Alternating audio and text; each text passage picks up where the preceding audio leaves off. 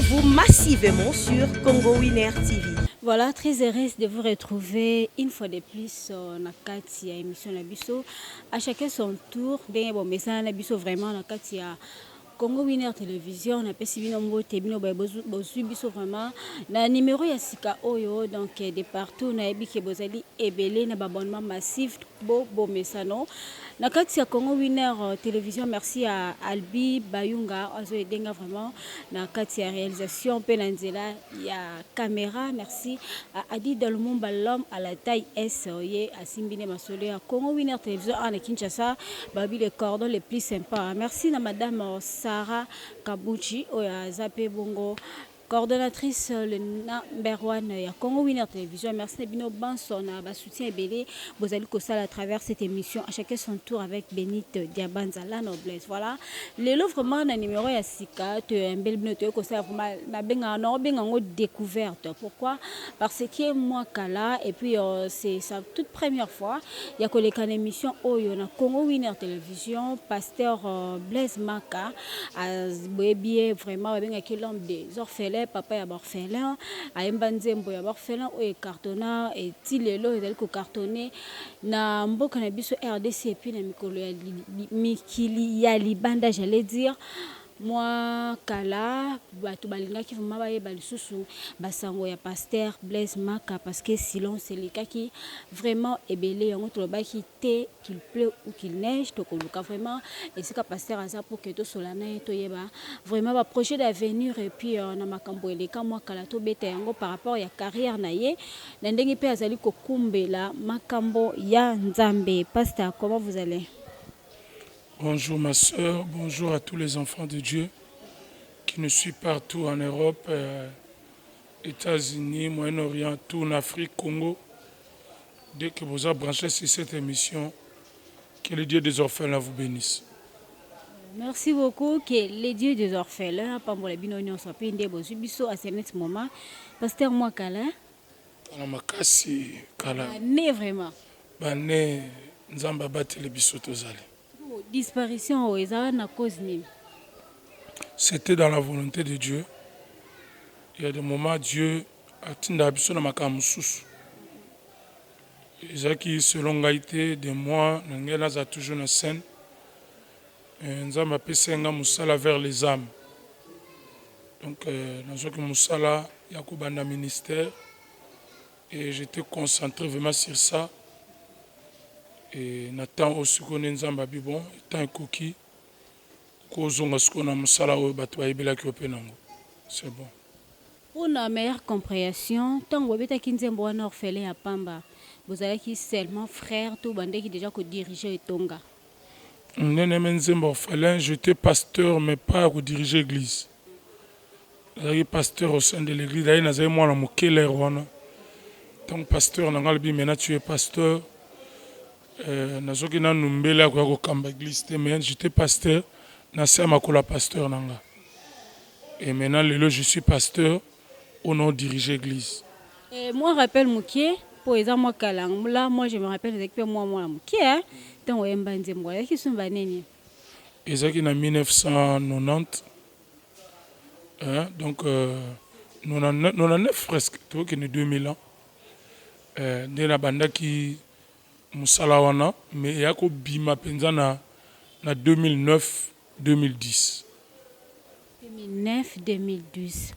et puis que nzembo wana tilelo ezali ko cartonner to utiliser on a terme wana malgré yo moto bunga kina yo ya on engna yeba makanisi vraiment ezali kini ya ko créer nzembo bon kanisa ba orphelin et kangi vraiment masolo de to yo kara comme partout na badei bato azolela na ba circonstances moko ya mawa donc na éviter. C'était quoi vraiment votre souci?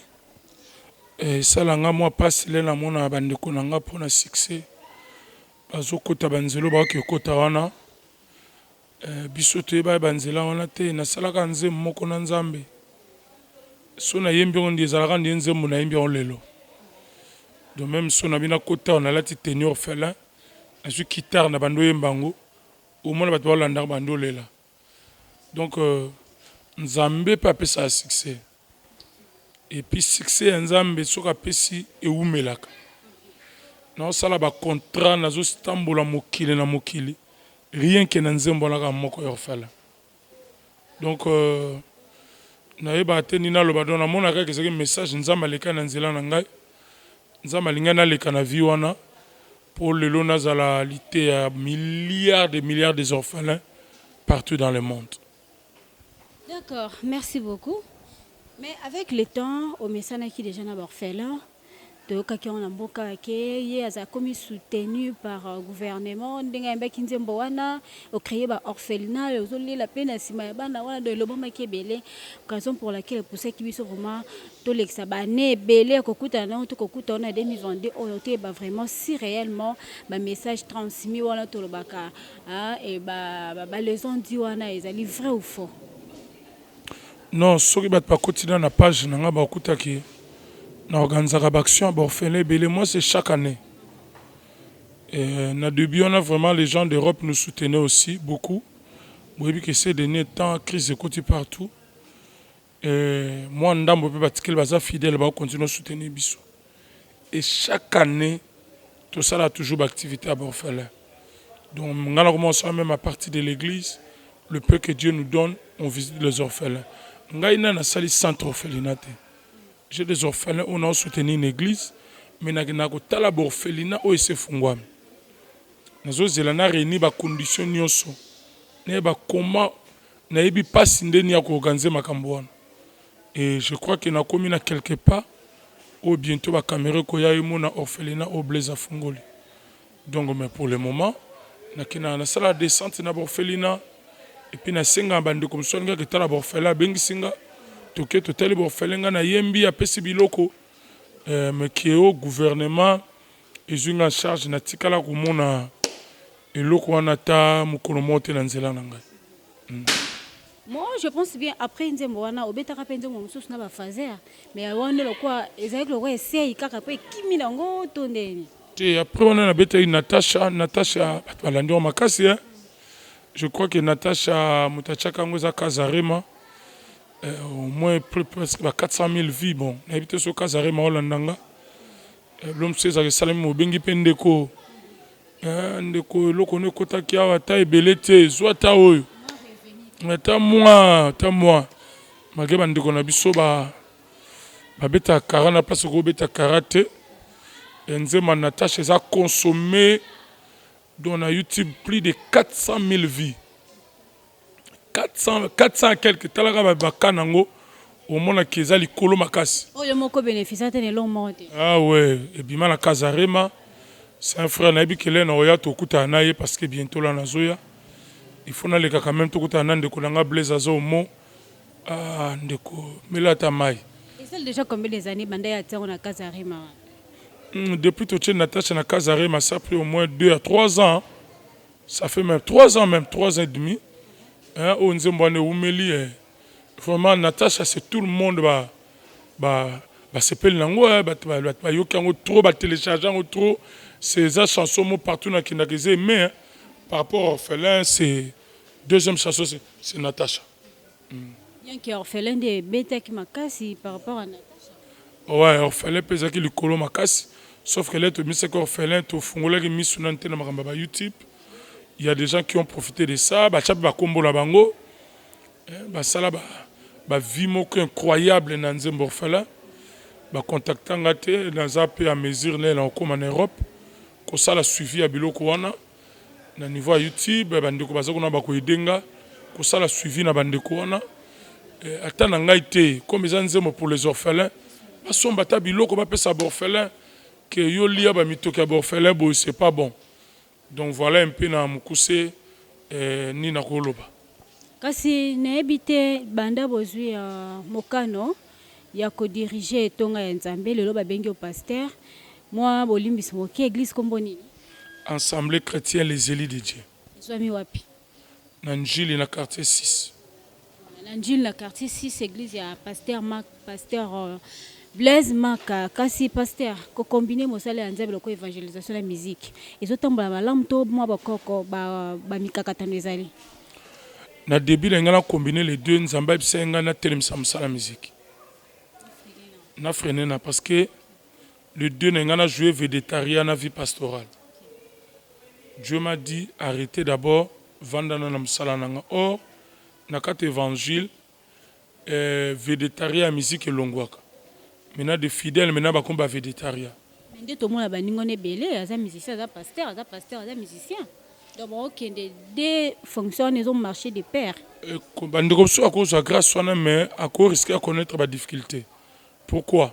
Parce que dans quatre évangiles, mon diminde suko a commis star. La musique n'a pas star. Or, si on la musique dans quatre évangiles, qui est beaucoup même star et la musique dans quatre évangiles. Nani n'a expliqué. Na évangile, pourquoi on a dit mon dimista? Parce que dans l'air, on a âme plus important. Au Kolanda âme oiseau vendre na place ya mai na lubwaku. Au landi etikuno ke kotala pour aller sauver cette âme là. Mais na musique na na temps ya kunate. Yenda ko futa billet pour yo talanga na obeta concert. Douce soko memi star na quatre évangile bando tinda batu. Aux attend ko landela souci ba âme te. Aux attend ko landela ko gêner pour na âme te. Aux attend ko sala ba suivi te. Aux attend intercession te.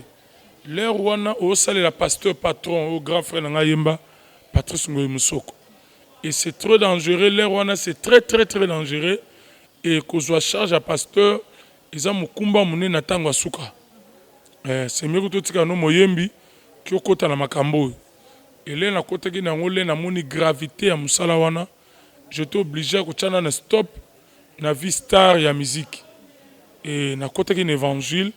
Et maintenant, je maîtrisais un peu l'évangile, je maîtrisais ma âme. Et ce qu'on a ma là, na salamusa nangai tous les deux maintenant. Nandenge nzamba pesi onzela ou salamusala tous les deux. Déjà vous avez y réalisé net nini pour maybe déjà ngonga yango ekoki. Ouais, nazobi misabo pis presque misatu. Mimi balena to lancer. Nemi nze momo patriotique nzemba Congo.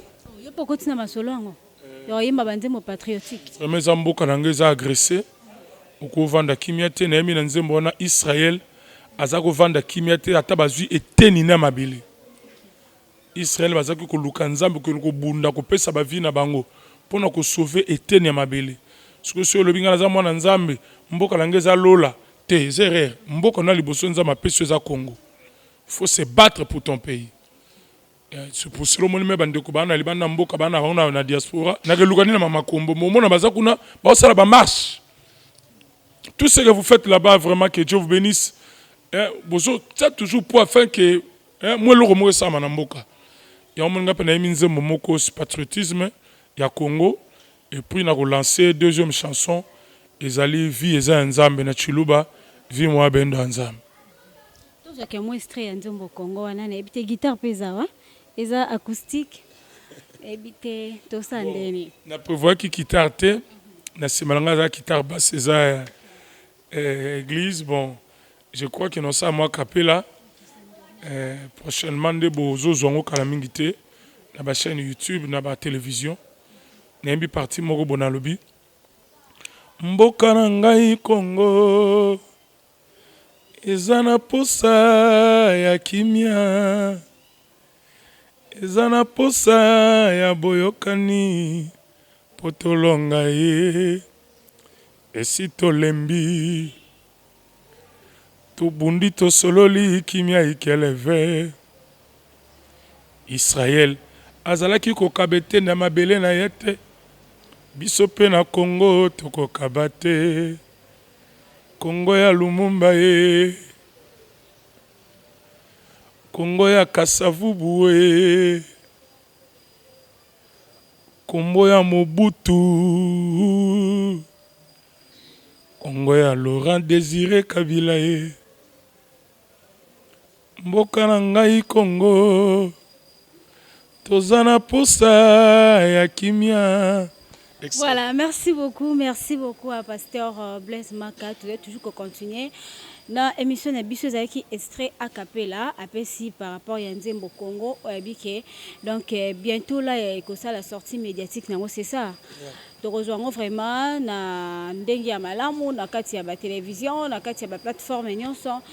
lokola pasteur auti koloba kasi pasteur ndenge nini yo donc osati na ngai koloba place ya ba orphelin na vie na oyo ezalaka nini mpo namonaka yo ozalaka mo lokola père babengaka père des opprimés nga okomema mpasi wana ya baorphelin ya defo oyembeli natasha so tolandeli nzembo wana natasha azalaki mwana abandonné oyesusu oyembela susu baorphelin nayebi te place ya baorphelin na vie na oyo ezalaka wana me mona obimisa sikoyo nayembi vie eza ya nzambe ezaka si témoignage na olobela place na witi na clip là bamona vraiment c'est presque orphelin bamona bla presque orphelin na l'accès bandé na zarola na ba wenze pona komona lelo ezaka histoire na moko tout wana eza histoire nanga ndo mona zoyemba ngo sikoyo na ko encourager bana ba vernis bano ba oteka ba sunglass bano ba ota ba wewa na vie bo décourager te lobi makambo ko changer ngapela zelo kwa bino yango na yimbi on a vie eza nzambe vie eza nzambe vie eza ya nzambe kolela te moninga vie eza ya nzambe kolela te mama lobi eza ya nzambe nana akokaki kondima blezo alalaki libanda akokaki koyebana vie eza ya nzambe kujijito mwa bana vie mwa bendo nzambe nazolendisa ndeko nyonso ke lobi ya mutu eyali maboko ya nzambe ata oza na poto ozangi mokanda eza na ebele bakota mpe lokwa bazanga ya mikanda me lelo baa bato na vie lobi eza ya nzambe kotala lelo te tala lobi donc place ya baorphelin question tuni chaque moto aza na domaine nzambe apie fardo wana eza terrain na ngai moi je vois des amis organisés na osala activité mo ya baorphelin c'est bien mais so pelingo osala yango bien benga frère Blaise. Je vis des artistes chrétiens, c'est l'activité à Borfela. N'encourage pas même dans texto. Na berere au salo bengi singate. Parce que message nous tout à terre marambo sala. Voilà. Et ça nous y a eu organisateur mais benga nga po loko ngo za poa. Tanga na oya omona ke ne loko sala ki na présence na ngai et pese loko na feeling. Et bomi na ngo loko na yo te ko so bilo no ngozwa. Mais ça c'est le message soit fort na bato ba oken. Activité nous sont à la orphelin et ça toujours une réussite. Pourquoi pour nous du domaine? Pour nous du domaine, ils a place on a outil dans ça vraiment très bien que les gamoutas au ça les locaux place à outil. Compassion là tu as compassion, mais on a vivre les cam. Tous ça nos deux personnes différentes. Donc yango moni ils a vraiment fardeau nanga et ma message nanga mingi ça centralisé wana.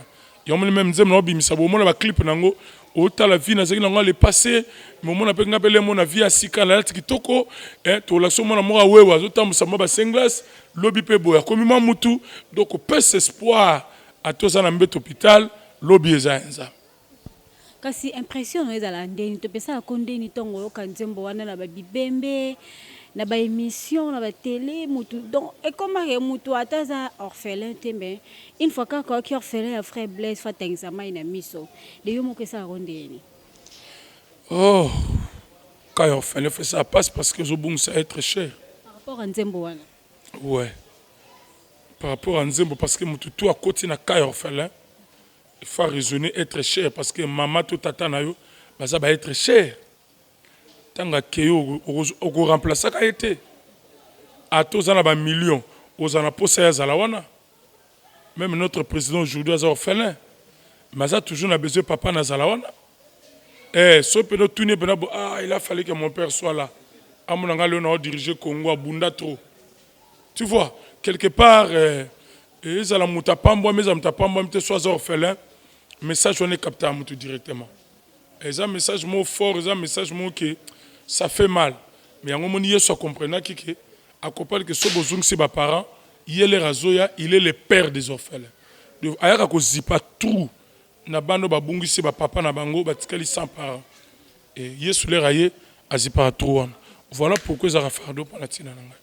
Merci beaucoup Nayano to comme na biso vraiment kokende na suka émission na biso kasi moi motuna ezali lokozo sa pe chant patriotique on a tout na moi motuna oyo po yo ndo zali mieux placé donc ezali to ya ba orphelin lokola pe ndeko na bango orphelin lelo omoni ba tozomona ba structure ebele lokola ba ONG ba ASBEL ba fondation bazoliana o soutenir les orphelins tozomona ba wenzi mutu swati mutu kana ya nje ati bana swati musoto tambusa bana mibale ba orphelin alati bango ba badge ba simbi tableau bo sunga biso bwena bwe ba biloko ekomi tellement ebele et puis ceux qui tobito ça la banquette so nga ba investissement ya makamba bongo ya mingi comme ya lokuta ba komi ko profiter na sima ya bana wana na ebité de Jésus doit dikanisi ko courtoyer orphelinat moko ba ceux qui ba tamba wana norme bana ba so vivre bien to ndengona kaka.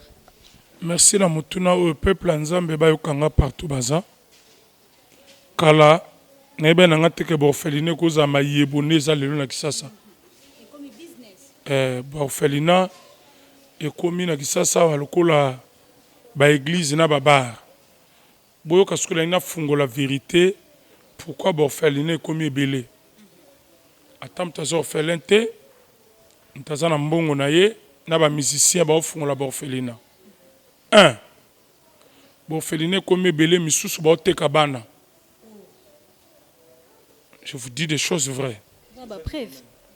Misusu ba oteka bana taza besoin adopter mwana taza besoin somba mwana ayebika ke somba on orphelinat et comme cop a okotsa mbom so ba moke négocier ka bana mutaboti ba ke somba mwana mutaboti po yaneka na orphelinat po a gagner wana premier cop. 2 batu mingi ya loge ba comme travailler na orphelinat. Ouais, je vous dis des choses vraies. Batu bazana sima makambo avec frère wayebi makambo ndeni po eza domaine na ngai ezana batu mso loge ba osenga ye avanda na mwana ya 10 ans qui sinezo senga ye azwa fille vierge tellement comme difficile maintenant na Congo pour kuta une fille vierge bazo kima mbangu na orphelinat kuna babi ke ba kuta bano baza no de vierge a négocier na kolo orphelinat au salango kolo orphelinat au lobelo roté azumbongo na ye. 3 monsieur se komi commerce cop asalo orphelinat bi ke bando tinda babiloko pozo moya kolia sima bana wana. 4e biloko no fungola bine ya vrai monsieur se komi lia ba sacrifice mutu basenge sacrifice mona monde ténèbres amoni sacrifice a kozwa te bazoki mara mbangu na ba orphelinat siko yaza na mbongo ne belé basenge mwana bébé amoni sika zo mwana bébé te avec so na comme une orphelinat zo mwana bébé il vous dépose $10,000 mutu ko l'orphelinat boya te po ebike mwana nga mone pasité mutu pa yo tuna ye azate au livrer mwana facile mwana ke ba secte na bango donc domaine wana e baby makasi mais boyo kanga bien bo fele bozo nyoko la lelo bo fele bo komisi piste na bino ya ko kongola ka bambongo po boli ali kambute bo salo bo sala mais ba na papa na bango au telema et puis à telema boko betama je vous promets bo betama il est temps à dénoncer ba makambo na osala ba recherche na bo orphelinat ozo sala makamba bo to ko poursuivre bango lande la papa posant attend des enfants tout le monde a beauté ke wapi nzamba osalanga grâce mikolo zoya to kokota na orphelinat to yeba ka orphelinat nyonso na bana boni to na 60 batikali 57 3 ba ke wapi au moins 3 ba disparaître ka boy akosi maman na bazonzo ratini bona poto ateki bana oh bazongi wenze ou bien ba kimi na bango orphelinat ou bien ba ke teka ba organisme. Donc, ba marambeze belé o ko sala na orphelinat yango bo moni tino fungwa me belé et comme cop mais nzamba ba orphelin a hotelema nzamba pambola bino. Voilà, merci beaucoup. Ah, et ça lui passe hein.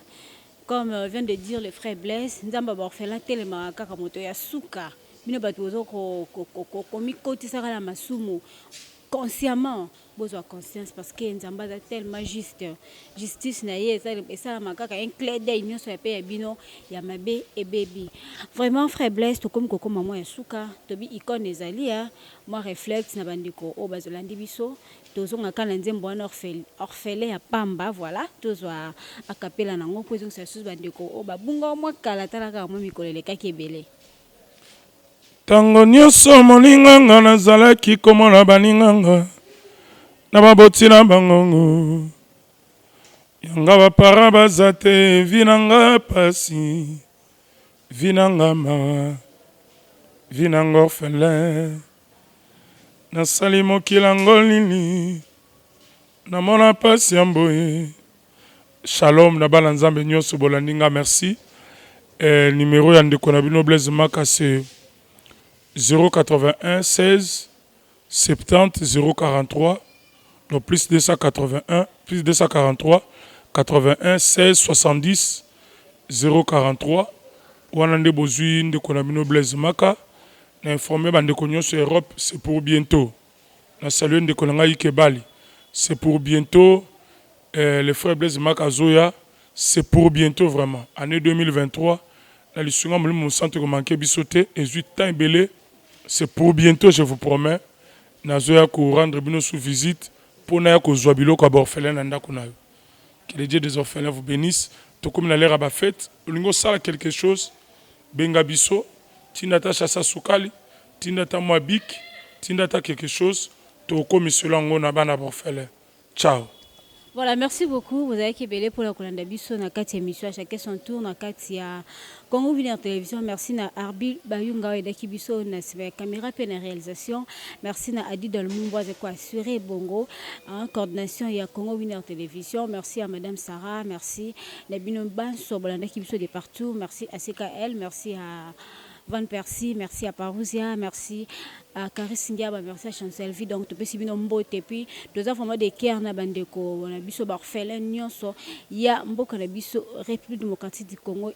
Et le côté aussi en Nzambe qui m'a vraiment régné dans l'est du pays, surtout les badbades qui coufent jour pour jour dans Barwande tout ce qui m'a déjà de qui avec Nzambe na biso c'est possible donc ba armée moko forte kozala ba arme je le dire forte kozala ko aider biso comme défense to affronter bitumba oyo voilà to tiki bino bongo to kotani balesima portez-vous bien au revoir.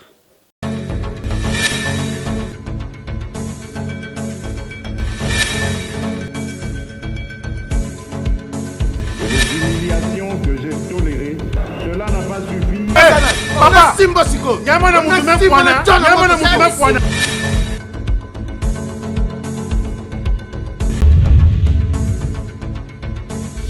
Abonnez-vous massivement sur Congo Winer TV.